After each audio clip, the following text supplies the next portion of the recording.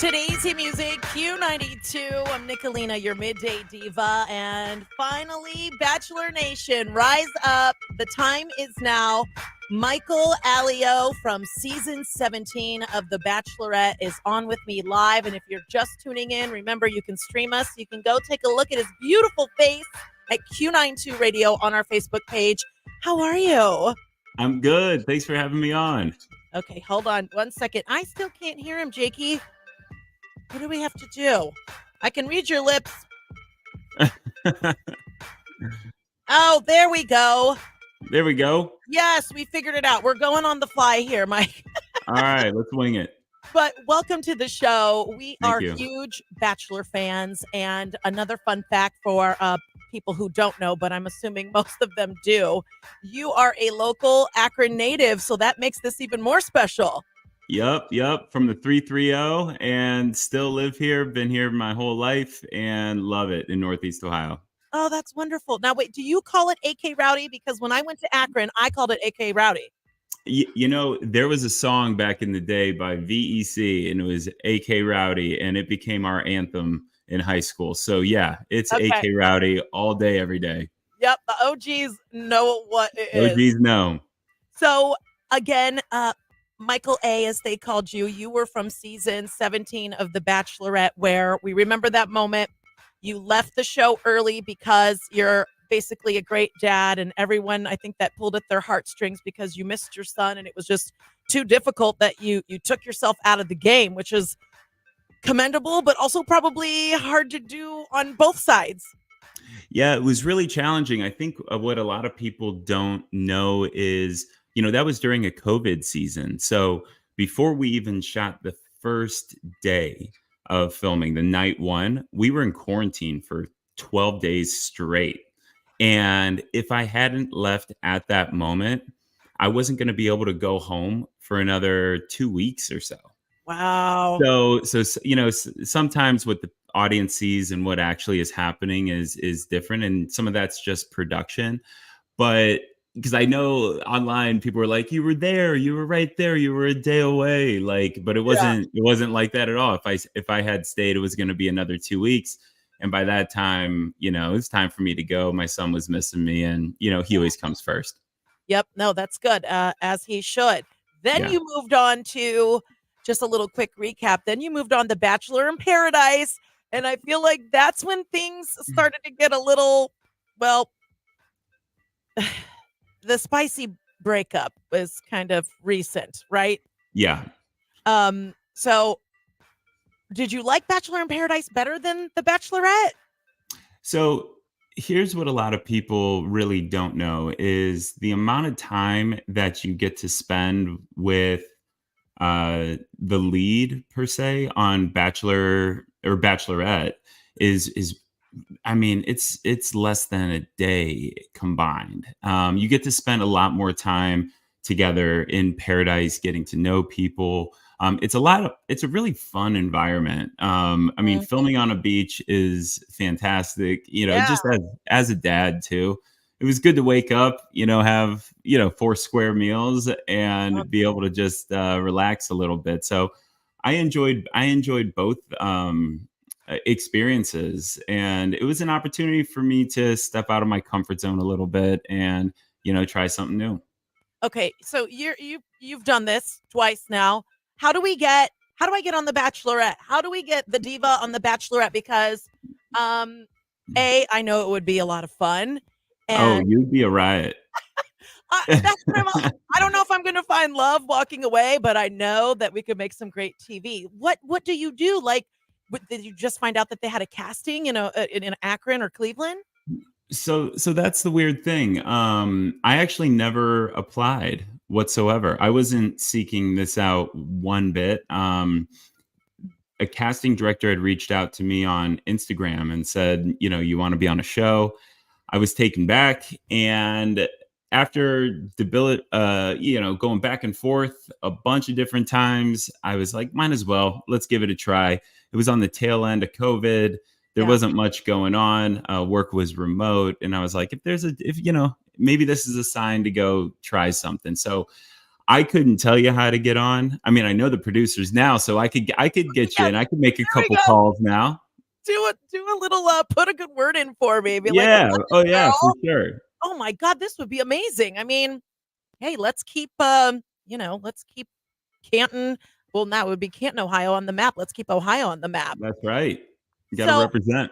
I gotta tell you, and I'm sure you're already aware, but uh I know just personally how many text messages I received back when you went to Burntwood Tavern with Amanda Klutz. Oh Yeah. my Oh, God. wow. Yeah, you're bringing them way back. But people went nuts, and there was all the dating rumors, and I know that, she went out there and said, "No, we're just friends. We both kind of connected after losing significant others." But I'm telling you, the world was rooting for you both. Yeah, Amanda and I, we still are really, really close. I mean, she's from the area as well, and I think real quickly, people are quick to look for similarities in people. She lost her husband to COVID. I lost my wife to breast cancer 5 years ago. Actually, yesterday was 5 years to Oh the my day God. for when that happened, and I think a lot of times people look for those similarities and say, oh, well, they're so similar in all these ways. She has a son, I have a son. And, it's more than that. You look at a lot of relationships and sometimes opposites attract. Amanda's one of my closest friends, and we still stay in contact today. And we were kind of laughing about all of those rumors because it was actually, that picture was just really, really casual, but it was nice to see everybody support too. Yeah, yeah. So, okay, we gotta know. Is there a new lady in your life at the moment? I am taking some time away from dating and just kind of focusing on my son, my work. I'm launch in the middle of launching a healthcare company I've been working on for 7 years. We developed a topical therapeutic that offsets a side effect of chemotherapy called hand-foot syndrome, and it's a really painful one. And so it's really aimed at improving the lives of cancer patients. When someone gets diagnosed, they lose their hair, they lose their image, they lose their identity. It's very, very painful. And we're trying to make that a lot easier for the hundreds of thousands of people annually that are diagnosed and undergo chemotherapy. Yeah, and that you created it. It's called the L4 project. So if anyone No, wants, no, no, no. oh, That's that's actually different from this. that's different. Oh, That's a nonprofit that raises money for cancer patients. okay. The name of this company is St. James Therapeutics, and we recently patented our topical formulation and are undergoing clinical trials later this year. Oh my gosh, you're doing a lot. Yeah, Well, a lot of yeah. good for the world, but of course you're closely tied to it after losing your wife to breast cancer. But um, you're also coming to Akron at the John S. Knight Center for an event, and I wanted you to chat to our listeners as to what you're going to be talking about. How can they get tickets? How can we come see you in real life? Yeah, so I mean, I was reached out to by my friend Emma Lieberth Osborne. That's her new married name now, and Emma's a good friend of mine. We went to high school together, and she chairs up Akron Roundtable. And Akron Roundtable is this really remarkable speaker series where Akron brings in some of the best minds from around the country to talk about innovation, creativity, all of these things, what they're working on, obstacles in the business community. And they reached out to me. And so I was like, oh, are you sure that I can be this person for you? Did I just freeze? You did, but Oh, that's look at okay. my face. Is that what I look like? Oh, my Lord. Oh, no. I want to say something, but I don't think I can. Yeah, don't do it. I'm Don't not do going to it. say what I'm thinking. I'm not Hopefully gonna. you'll I'm not gonna. Well, hopefully you'll basically, unfreeze. yeah, I don't know. Well, basically, if you want to buy tickets to this event, I'm doing just a real candid conversation with Natalie Herbeck, another one of my great friends from Fox 8. It's on February 6th from 6 o'clock at the John S. Knight Center.